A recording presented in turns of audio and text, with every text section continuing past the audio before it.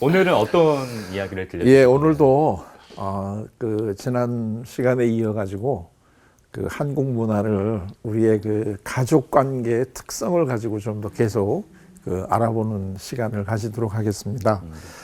그 우리나라가 유독 그 가족 관계를 굉장히 중시하는 문화잖아요. 네. 예, 지난 시간에도 잠깐 얘기를 했지만 우리 한국 사람들의 심성에는 전 국민의 가족화 이게 목적이거든요.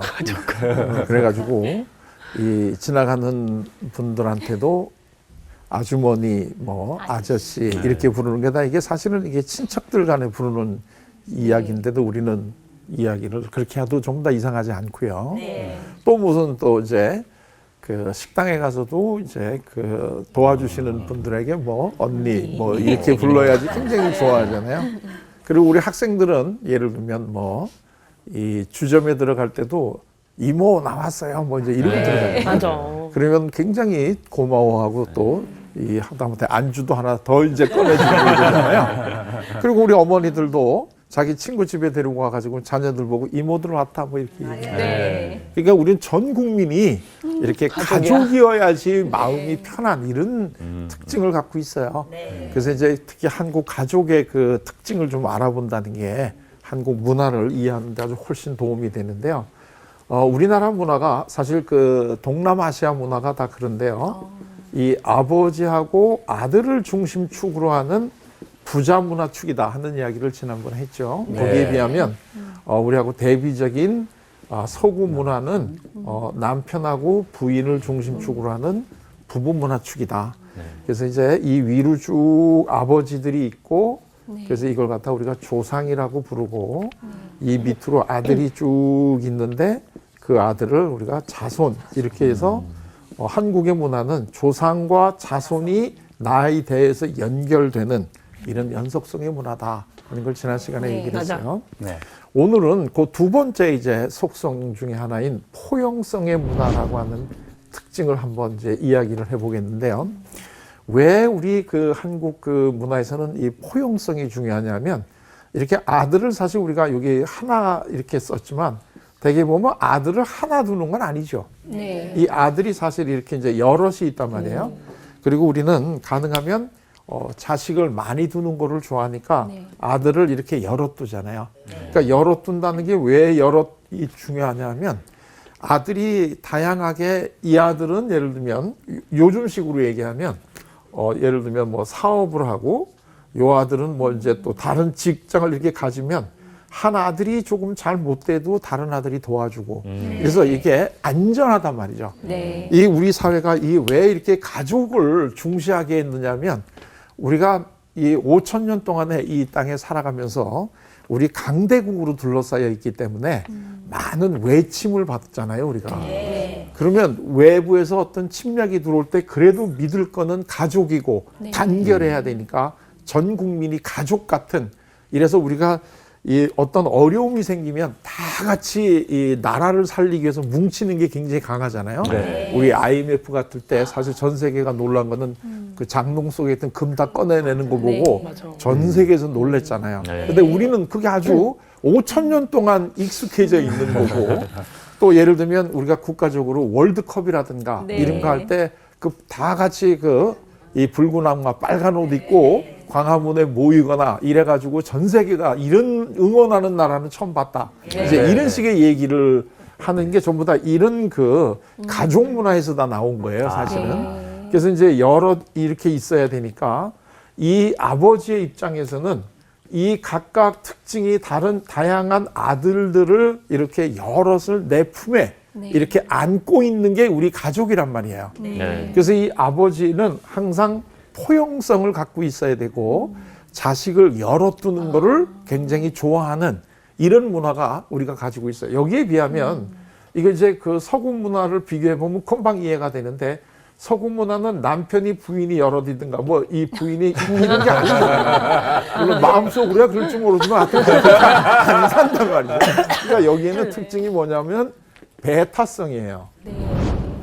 그러니까 이 떨쳐내는 거죠. 우리는 이렇게 안고 들어오는 거고 이 문화가 우리하고 이 서양하고가 기본적으로 다른 문화다 하는 거를 이제 알 수 있는데, 자, 예를 들면 이게 우리들의 이제 의식주에서 다 드러나요. 우선 처음부터 우리가 이 문화라는 게 이제 겉으로 드러나는 게 이제 먹고 사는 문제잖아요. 우리나라 옷이 서양 옷하고의 특징이 다른 점이 뭔지 아세요? 단추가 없어? 그렇죠. 우선 단추가 단추가 없다는 게 뭘 의미하나요? 몸에 딱 맞는 게 아니다는 얘기예요. 그러니까 예를 들면 우리나라 전통 한복을 한번 생각을 해보시면 남자들 한복도 자기 몸의 치수를 다 맞춰가지고 이걸 입는 게 아니라 그냥 대충 뭐 위 거 아래 거 이렇게 입는 거고, 바지 같은 것도 그냥 이 큰 사이즈 몇 개만 사이즈만 이렇게 해놓으면 그거 이렇게 입고 조금 크고 길이는 이제 이 허리로 이제 조정을 하고 그 다음에 밑에는 요거 이렇게 잼내니까 이게 누구나 다 입을 수 있잖아요. 그리고 이 그 위에도 마찬가지죠. 위에도 여성들이 저고리 같은 것도 약간 이 크면 이게 이제 고름으로 이렇게 조절을 하면 되니까 이 딱 어떤 한 사람에게 맞게 옷을 만드는 게 아니에요, 우리는.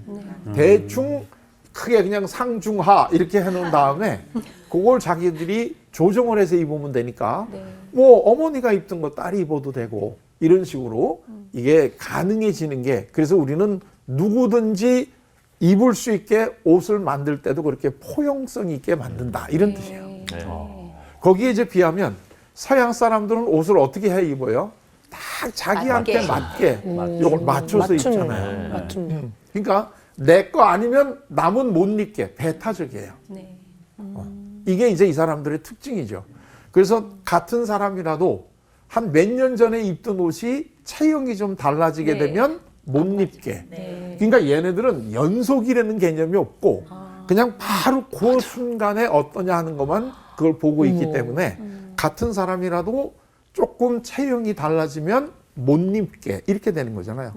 구두 같은 것도 마찬가지죠. 신발도 옛날에 우리 그 신발 남학신이나 이런 집신 같은 거는 그냥 대충 신고 가는 거지.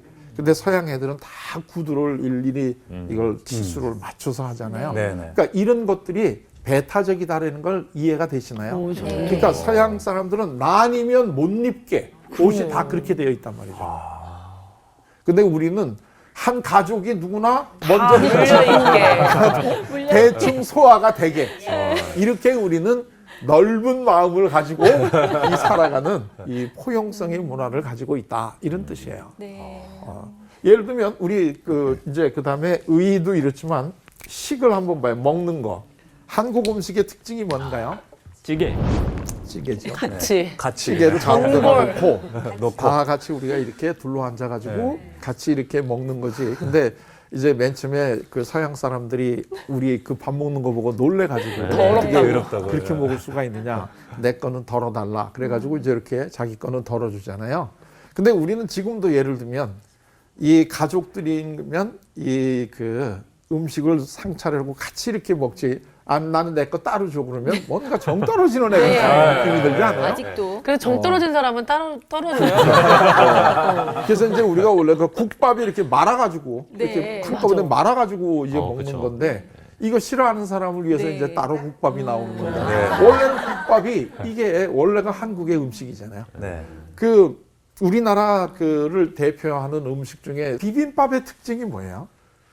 다 같이 다 넣어서. 넣고 사발에 네. 큰. 여러 가지를 이렇게 섞어가지고 비벼가지고 한꺼번에 이렇게 먹는 게 이게 비빔밥이란 말이에요. 그러니까 이제 요즘에는 냉장고가 나왔지만 옛날에는 냉장고가 없을 때는 이제 부엌에 찬장에 먹다 남은 채소들 이렇게 있는 거 그거 약간 이제 상하려고 그러면 어머니들이 한꺼번에 이렇게 해가지고 고추장, 이제 이걸 먹잖아요. 참기름. 그리고 약간 냄새가 나는 거는 또 요거 죽이려고 이제 이 참기름 좀 걸고 이 맛은 이게 이제 입맛에 구별 못하게 고추장 탁 이렇게 해가지고 이렇게 푹 먹고 이렇게 이러는 거잖아요. 그런데 그걸 먹으면 이게 한꺼번에 그 맛이 따로 먹을 때보다는 굉장히 다른 도저히 이 맛이 나온단 말이에요. 근데 서양 음식을 소위 우리가 양식이라는 거 한번 드셔보세요. 얘네들 음식이 어떻게 나와요? 전체 요리부터. 그렇죠. 뭐 하나 전체 요리 나오고 요거 먹으면 또 다른 거 뭐 하나 네. 갖다 주고 에피타이저다. 그거 먹고 나면 또 다른 거 하나 갖다 주고 이렇게 음식 자체가 배타적으로 나오지 않아요? 맞아요. 우리는 한 상을 시작할 때부터가 차려놔야 되잖아요. 그렇죠, 그렇죠. 그러니까 한국 음식의 맛을 맞아. 제대로 알으려면 이 밥에다가 국에다 밥을 말아서 네. 숟가락으로 하나를 떠가지고 여기다 김치를 김치를 하나 올려놓고 올려서. 이렇게 집어넣어서 먹을 때 요 오묘한 조화의 맛, 네. 요 맛이 이게 서양 음식을 먹을 때는 나올 수가 없어요. 네. 왜냐면 하나 따로 먹고 따로 먹고 따로 먹고 하니까 입 닫고. 이게 나올 수가 없는 거죠. 네. 그래서 한국 음식은 이렇게 같이 먹어야 되는 거고 이게 포용적으로 이렇게 해야 되니까 어머니들이 음식을 만들 때도 갖은 양념을 적당히 품을러 이렇게 해야지. 네. 요거 맥부람 네. 하면 이 맛이 안 나온단 말이에요. 네. 이게 대충 알아서 이제 하는데 이 알아서 한다는 게 어머니들의 이제 손맛이 나오는 거잖아요. 네. 그러니까 이 갖은 양념 이런 표현들이 우리는 이렇게 정확하게 나오기보다는 냉장고에 있는 거 다 같이 넣어라 이제 되게 이런 그래서 이제 어머니들이 매 음식 할 때마다 그 한국 여성의 창조성이 발휘되는 네, 이제 이런 맞아요. 게 우리가 이제 포용성의 문화다 이거예요. 아, 자, 그다음에 그 우리 주 생활을 한번 보세요. 의식주 이제 자는 이제 집인데 우리 집의 구조가 어떻게 돼 있어요? 자, 우리 요새 이제 서양 거부터 얘기한다면 서양 사람들은 배타적이니까요. 독립. 우리 이제 아파트를 한번 예를 들어 보면 아파트를 보면 거실 따로 있고 침실 따로 있고 그 다음에 부엌 따로 있고 뭐 이제 이렇게 다 따로 있잖아요. 그러니까 얘네들은 공간을 분할하는 것도 기능을 가지고 서로 배타적으로 이렇게 나누는 기능이에요. 그렇죠. 네. 근데 우리 전통적인 우리 옛날에 단독주택에서 한번 살 때를 생각을 해보세요. 그러면 우리는 그때도 식당 따로 있고 공부방 따로 있고 거실 따로 있고 그랬나요? 이거 안방에서 다 하지 않나요? 안방에서 텔레비 볼 때는 거기가 거실이고 맞다. 그러다가 이제 삼각 어머니가 보면. 자, 밥 먹을 테니까 치워라 그러면 다 정리한 다음에 네모상. 꺼내가지고 들어앉아서 거기서 또 밥 먹고 그 다음에 치우고 공부할 때 되면 또 그 상에서 숙제하고 맞아. 그리고 이제 잘 때 되면 또 상 치우고 그 방에서 이제 자리 깔고 아버지 어머니랑 다 같이 가족이 자고 네. 이러지 이제 침실에서 자고 부엌에서 하고 뭐 거실 이런 개념이 없잖아요. 그러니까 우리는 한 공간을 다양하게 포용력 있게 이걸 사용하는 게 우리들의 전통이다 이거예요. 맞아. 그러니까 서양의 집의 크기를 얘기할 때는 침실이 몇 개냐 가는 거로 하잖아요. 맞아. 네. 뭐 베드룸이 네. 그 집이 2개냐 3개냐 이렇게 하잖아요. 근데 우리는 대개의 경우에 통으로 뭐 예를 들면 몇 평이냐 네. 맞아. 그 구조 그 안에 구조는 관계가 없어. 몇 평이냐. 이게 그 한국 사람들의 이 생각이 그런 거예요. 그렇네. 그러니까 이 의식 우리의 가지고 있는 이런 것들이 이 의식주에도 그대로 이게 나타나서 네. 우리는 살고 있기 때문에 만약에 우리가 우리 오늘 같은 방에서 같이 자자 이렇게 되면 굉장히 가까운 사람들 가족 같은 사람이고 네. 방에 따로따로 떨어져 자게 되면 조금 먼 것 같은 이런 느낌이 우리는 들잖아요. 네. 근데 얘네들은 그게 지극히 당연한 거예요. 네. 근데 얘네들이 이게 왜 이제 배타적인 게 이 침실을 중심으로 하느냐 하는 얘기인데 얘네들은 이 남편과 부인 얘네들이란 미안한데 이 서구 사람들은 이 남편과 부인을 중심으로 하기 때문에 이 두 분이 주무시는 데가 이게 침실이란 말이에요. 네. 그리고 아무리 자식이 귀하더라도 얘네들은 자식을 밖에 딴 방에서 재워요. 그러니까 이 부부의 침실은 완전 배타적이기 때문에 누구도 여기에 들어오면 안 되는 그게 요 부부의 침실이에요. 그래서 이 사람들은 요 부부의 그 침실이 성역이야. 여기는 자식도 못 들어가. 사실 여기는 이 자녀가 없잖아요. 여기 지금 이 개념에는. 그러니까 그 뭐 겉으로 얘기하면 그래서 이제 얘네들이 이 서구 사람들이 이 그 자녀를 독립적으로 키워서 그렇다. 뭐 이제 이런 식으로 우리가 얘기를 하는데 독립적이라기보다는 이 문화가 가지고 있는 특성이 이렇다 이거예요. 그러니까 우리는 이 아버지 아들로 내려가니까 아버지가 아들들, 가족들을 다 방에서 데리고 자고, 이런 것들이 이제 우리는 많이 발달돼 있는 이유 중에 하나가 이제 이런 것도 있다. 그래서 자, 그런데 이런 생각들이 이게 우리들의 그 의식주에 이렇게 들어와 있는 게 여기서 끝나는 게 아니라 우리 생활의 여러 가지 사회적인 전반에 다 이게 드러나요. 예를 들면 우리 동네에 있는 조그만 식당에 가도 마찬가지예요. 거기에 가면 이 그 주방에서 일하는 분이 한 분밖에 안 계시는데 이 메뉴판을 한번 보세요. 이게 수십 가지 음식이 다 있어요. 맞아요, 맞아요. 네. 다 그러니까 내가 그걸 하느냐 못하느냐가 중요한 게 아니고 할 수 있다라는 걸 한 수십 가지를 이렇게 걸어놔야 돼. 이게 다 포괄성의 문화예요. 그러니까 우리는 음식점이 이렇게 전문 음식점이라는 게 잘 안 돼요. 네.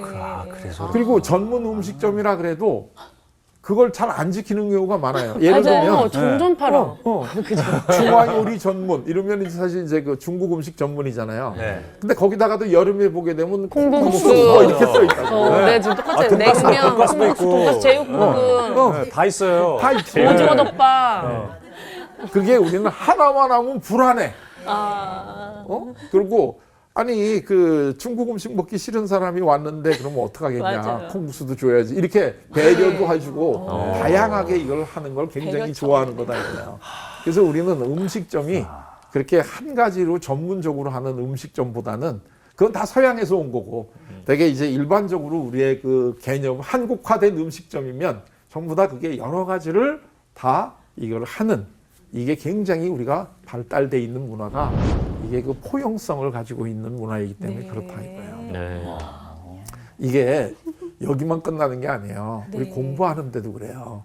우리 자녀들 지금 공부하는 거 굉장히 힘들어 하잖아요. 네. 네. 근데 그 힘든 이유가 물론 이제 그 경쟁 대학에 들어가거나 이렇게 경쟁하는 게 힘들어서 그렇기도 하지만 사실 그것도 있고 또 하나는 뭐냐 하면 여러 가지 다양한 과목을 다 잘해야 되는 게 네, 있습니다. 맞아요. 맞아요. 이게 우리 그것도. 중고등학교 애들이 힘든 거예요. 맞아요. 그래서 이 사실 우리 소위 적성이라는 게 있잖아요. 네. 어학계통에 적성이 있는 애들은 뭐 국어나 이제 외국어를 잘하지만 수학을 좀 못할 수 있고 네. 또는 예술계통을 좀 못할 수 있어요. 네. 또는 이 그 과학적이고 논리적인 적성이 있게 되면 소위 수학이나 과학이나 이런 건 잘하지만 어학이라든가 이런 걸 잘 못할 수도 있는데 네. 우리는 그걸 하는 게 아니라 다 잘해야 돼. 네. 왜냐하면 한 과목이라도 내신이 떨어지면 얘는 안 돼. 네. 네. 이게 지금 한국 사람들이 가지고 있는 교육관이에요. 네. 그래서 이제 그 어떤 그 학자들은 한국 교육을 이 비유를 들어가지고 한국 교육 같은 식의 올림픽을 하면 오리가 금메달을 딴다. 오리. 오리. 동물 올림픽을 할 때. 왜냐하면 오리는 헤엄도 쳐. 그리고 무태서도 살아. 뛰기도 하고. 그리고 급하면 날기도 해. 그러니까 얘네들이 육해 공군을 커버해. 우리는 이걸 다 잘해야 된다 이거야.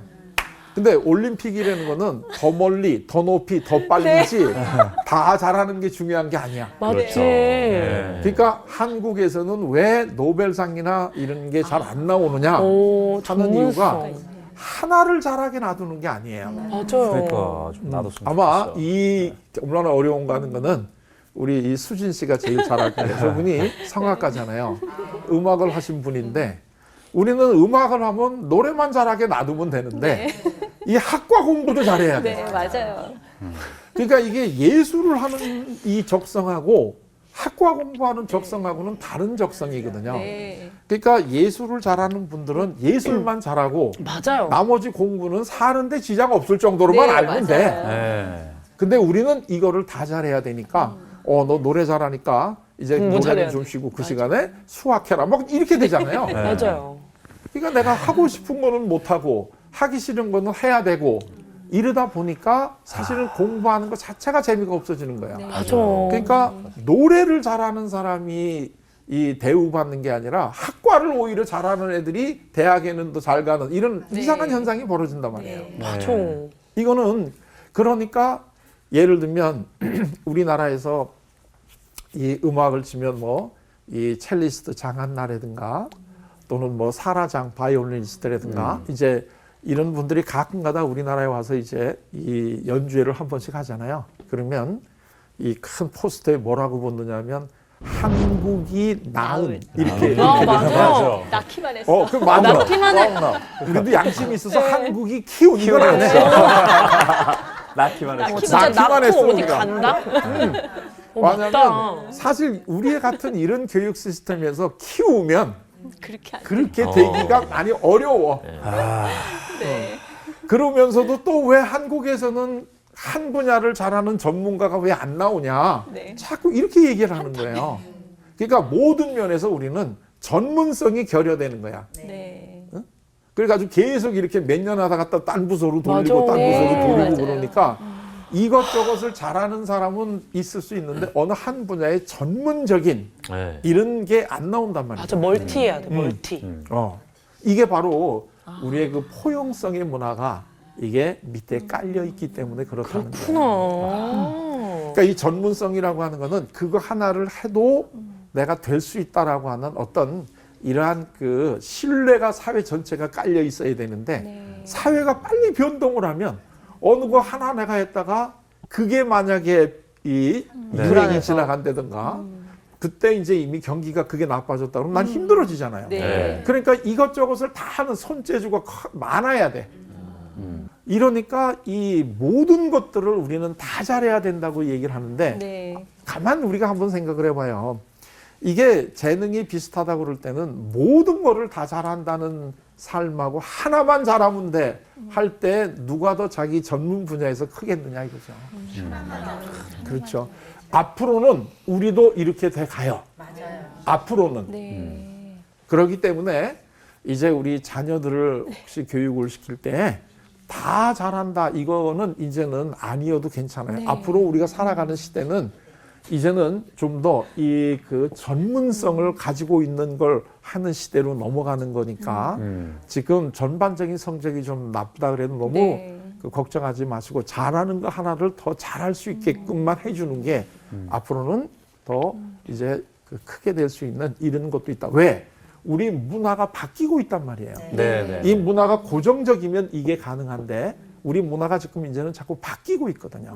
그래서 이제는 이 옛날식의 이런 문화에 이런 걸 가지고 하면 이제는 오히려 이 뒤처질 수 있는 소지가 이제는 전문적으로 네가 얼마나 잘하냐 이게 중요한 거지. 네. 모든 거를 조금씩 다 잘하는 게 중요한 게 아니다. 이런 네. 얘기죠.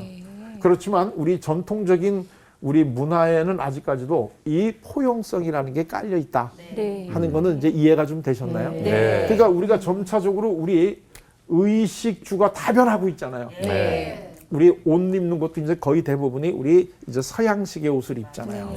또 우리 먹는 것도 점점 서양식으로 이렇게 자꾸 이제 넘어가게 되고 그러니까 요즘에 젊은 친구들은 이제 이 아무거나 다 이렇게 섞어서 비벼주는 비빔밥 같은 것보다는 뭐 따로따로 이렇게 자기가 먹고 싶은 거 먹겠다. 맞아. 이제 이런 거 굉장히 좋아하고. 젊은 척하지 마세요. 그렇죠. 아니야, 나 지금도 그래.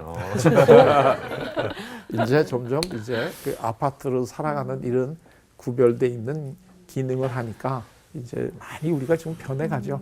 문화라는 거는 내가 그거를 지키고 싶다고 지켜질 수 있는 것도 아니고 나 혼자 변화시키기 위해서 변화되는 것도 아니에요. 이렇게 다 흘러가는 듯이 우리 삶에 살아가는 환경이 달라지니까 많이 변해가는 거죠. 우리가 이런 공부를 하는 거는 전통을 그대로 지켜나가자라는 뜻이 아니에요. 네. 우리가 현재 살아가는 모습이 이런 데서 왔지만 앞으로는 어떻게 변해갈 건가 하는 걸 우리가 좀 미리 이걸 통해서도 지금 알아가려고 하는 이 맞아. 공부를 지금 하는 거예요. 또 하나가 이제 이런 구조 속에서 나타나는 게 뭐냐면 서열성이에요. 서열성. 우리 한국 사람들은 기본적으로 이렇게 서열이 있어야지. 서열 문화. 네. 맞아요. 이게 우선 아버지하고 아들하고는 기본적으로 수직적 관계니까 네. 서열이에요. 거기보다는 이쪽은 수평적 관계니까 평등성이에요. 그래서 우리는 어른은 어른이고 아이는 아이고 이런 관계가 굉장히 중요해요. 이 한국 사람들이 대인 관계할 때 제일 그 어려운 상황이 어떠냐 하면 저 사람이 지금 나이가 나하고 비슷할 네. 것 같은데 요거 모를 때 이걸 네. 내가 민증가. 위로 해야 이럴 때가 제일 궁금해요. 대충 보면 나하고 좀 비슷할 것 같은데 빨리 이게 결정이 돼야지. 이거 우리가 서열을 딱 정해야 되는데 그쵸. 이게 안 돼요. 그리고 하나도 빠른 그래야 마음 년생, 빠른 년생도 빠른. 그렇지. 빠른 너무 힘들어. 또 빨리 응. 결정해야 돼. 그렇지요. 빠른 년생을 할지 위아래 할지. 그래가지고 이제 마음 약한 사람이 지가 답답하니까 이제 그럼 우리 민증 까자. 우리 채령 씨가 얘기를 해서 주민등록 한번 까보자. 그러면 이제 이렇게 하면서 에이 이 사람 나보다 한 살 어리네. 아무 말이 나오면 형님이셨네요. 그 형님이셨니? 이분은 또 굉장히 그래도 훌륭한 분인데 대개 경우에는 우리 할아버지가 2년 늦게 출생신고했다고 이제 맞아. 그런 것도 있어. 그런 것도 있어. 대개 경우에 이제 2년 늦게 신고했다고 이래가지고 싸우다가 그럼 우리 맘먹자. 뭐 이렇게 이제 타협을 해야지만 그때부터 이제 이게 편해지거나 아니면 예를 들면 뭐 학교 같으면은 학번이 어떻게 됩니까? 네. 물어봐가지고 학번 맞춰본 다음에 선배다 후배다가 딱 갈라지면 나보다 2년 아래네. 이러면서 선배니 그러면 그래 오늘 점심은 내가 쏠게. 뭐 이게 이렇게 돼야 된단 말이에요. 네. 뭐 하여튼 뭐든지 간에 걸어가지고 빨리 서열을 정해야 돼. 맞아요. 그래야지 내가 이게 같이 관계 맺는 게 쉽지. 네. 이 서열이 없는 상태에서는 참 이거 말하기도 뭐라고 얘기해야 되냐. 왜냐하면 이런 서열 의식 속에서 제일 발달된 게 경어가 발달되거든요. 네. 우리나라 말처럼 이렇게 경어가 네. 발달돼 있는 문화가 네. 별로 없어요. 네. 높임말, 낮춤말이. 네. 그러니까 똑같은 음식이라도 예를 들면 임금님이 드시면 이게 수라가 되고 네. 어른이 들으시면 진지가 되고 맞아요. 우리가 먹으면 밥이 되고 음식이 되고 이렇게 되는 거 아니에요.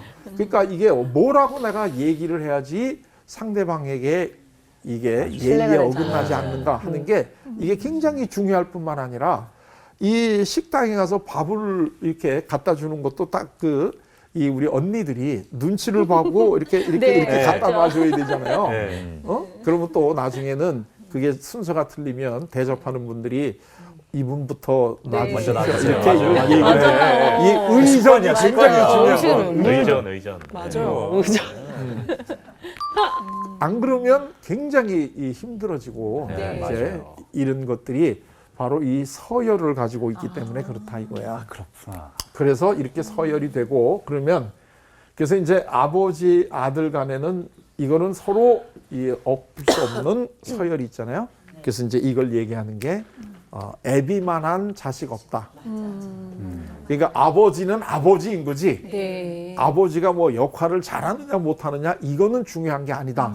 해가지고 자식하고 아버지 사이에는 절대로 넘볼 수 없는 네. 이게 있을 수밖에 없는 거죠. 네. 그럼 여기만 끝나는 게 아니라 이 자식들 아들들 네. 간에도 형만한 아우 없다. 어. 그래가지고 형 아우 사이에 이 서열을 딱 져준단 말이죠. 네. 응? 그래가지고 쌍둥이라도 네. 5분 형. 네가 그래도 맞아. 형이야. 맞아. 불쌍해 동생. 예쁜 동생. 그래가지고 이렇게 하고 아마 우리 여기 계신 분들이나 이 방송을 듣는 시청자들도 이해하실 텐데 어머니들 입장에서 보면 형이 좀 힘이 약하고 동생이 좀 힘이 세가지고 동생이 항상 형을 이기면 이 속상하거든요. 네, 네. 맞아요. 이게 질서가 없는 집이야 이 집은. 맞아.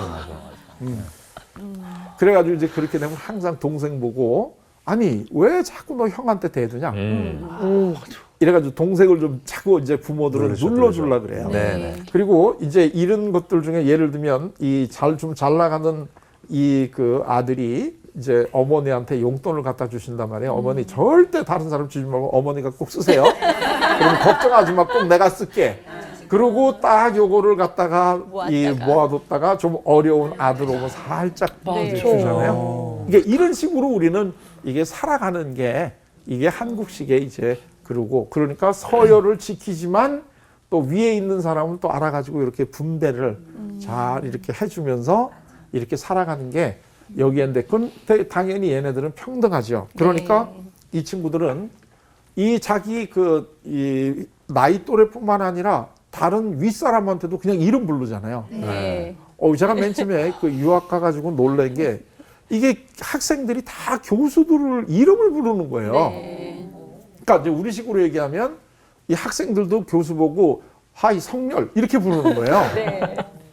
맞아. 그리고 교수님들 자체가 자기를 그렇게 부르라고 그래요. 네. 그 문화가 그러니까.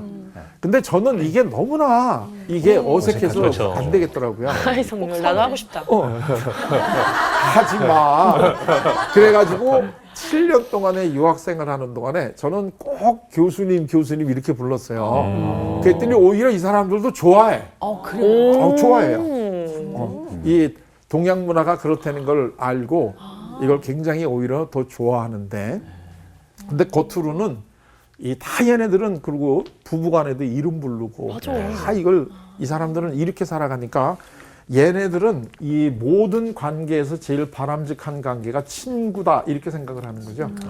그래서 다 이름 부르고 우리는 친구다 이제 이런 식의 얘기를 하는데, 우리는 이 서열 의식이 있기 때문에 이 그 친구가 나이가 같지 않으면 친구가 안 돼요. 친구는 기본적으로 동등화되는 걸 깔고 있는데 네. 그런 의미에서 한국 사람들은 친구가 참 없어요. 왜냐하면 네. 딱 이렇게 서열이 있지 그러네요. 친구는 별로 없어요. 친구 하자 그랬 위에 이 사람이 친구 같이 하자 이랬다가 진짜 친구 같이 했다가는 나중에 여러 가지 다양한 불이익이 온다고 그렇죠. 그러죠. 이거 굉장히 조심해야 되는 거죠. 나이가 있는 사람은 친구 같다고 하지만 네. 우리는 대접을 해줘야지 얘가 그래도 제대로 예의를 갖고 있는 사람이다. 예의와 개념. 그렇지. 그게 우리가 이렇게 이제 뿌리 박은.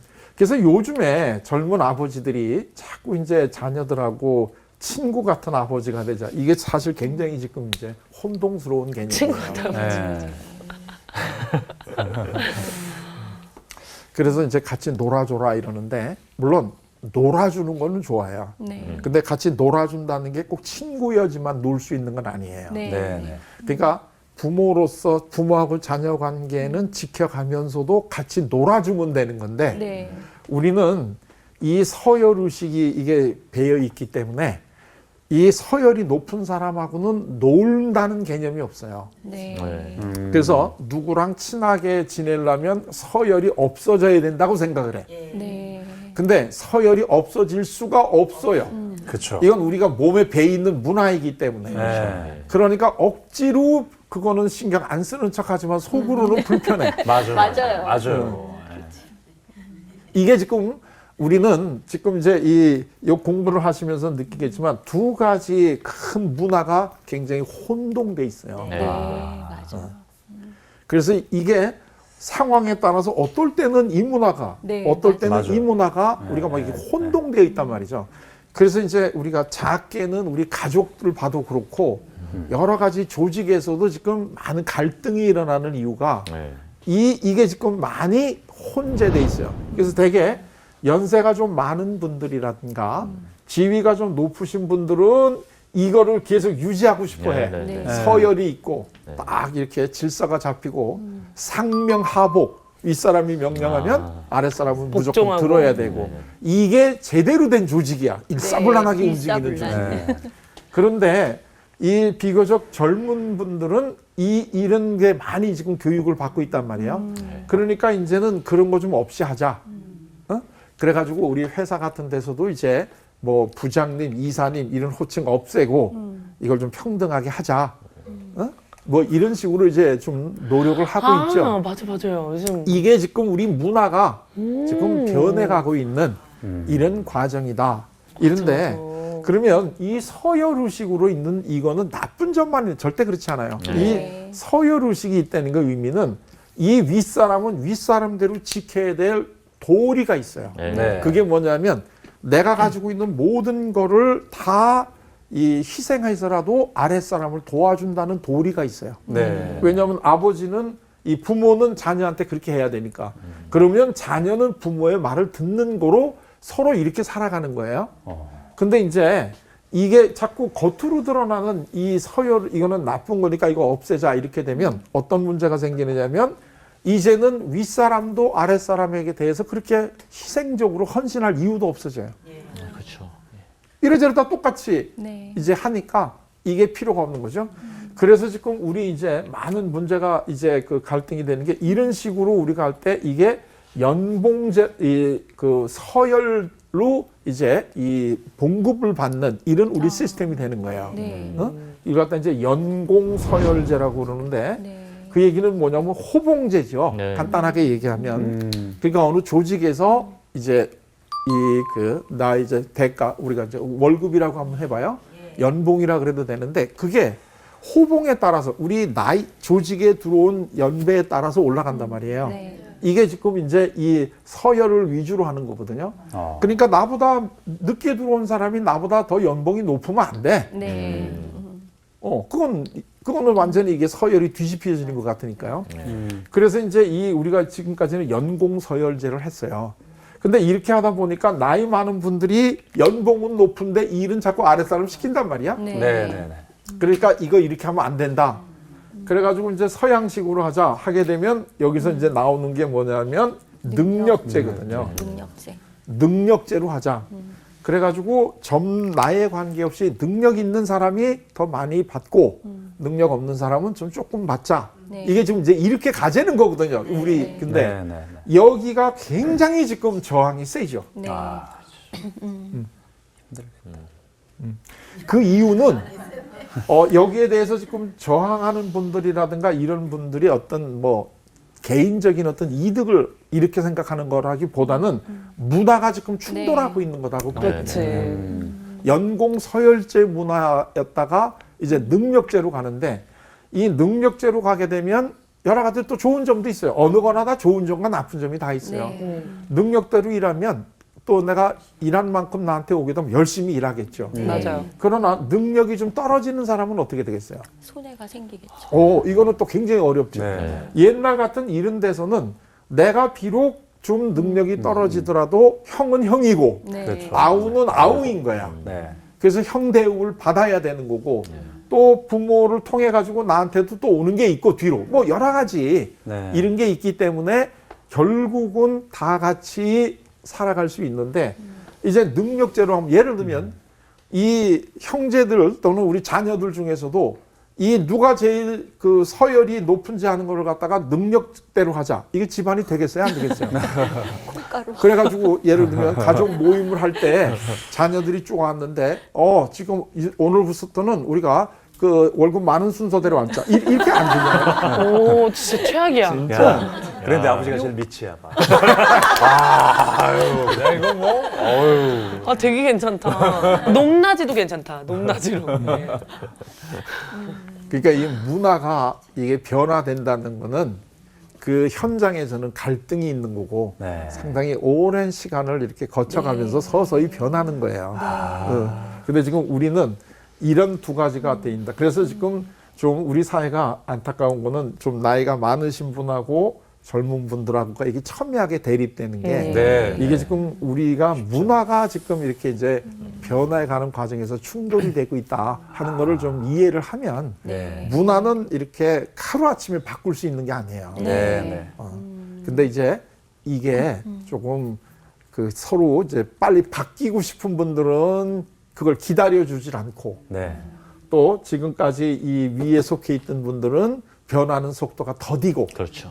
그러니까 이 갈등이 지금 이제 일어나고 있다. 지금 이제 그런 얘기가 되는 거죠. 어때요? 우리 가족 관계에서 오는 이러한 것들이 우리 삶에 이렇게 여기저기에 지금 있다는 게 좀 재미있고 신기하지 않아요? 저는 오늘 느낀 게 이제 우리나라 문화 이제 포용성의 문화에서 이제 배타성, 전문성으로 가면서 좀 우리 문화에 대한 안 좋은 점들이 좀 많이 비춰지는 것 같은데 사실 문화라는 게 뭐가 더 낫고 뭐가 더 안 좋다 이런 게 없잖아요. 그렇죠. 자연스러운 흐름이니까 문화에 대한 이런 재미난 강의 다음 이 시간에도 계속해서 전해주신다고 하니까 기대 많이 해주시고요. 오늘은 여기서 이만 마무리하겠습니다. 시청해주신 여러분 고맙습니다. 고맙습니다. 고맙습니다. 네.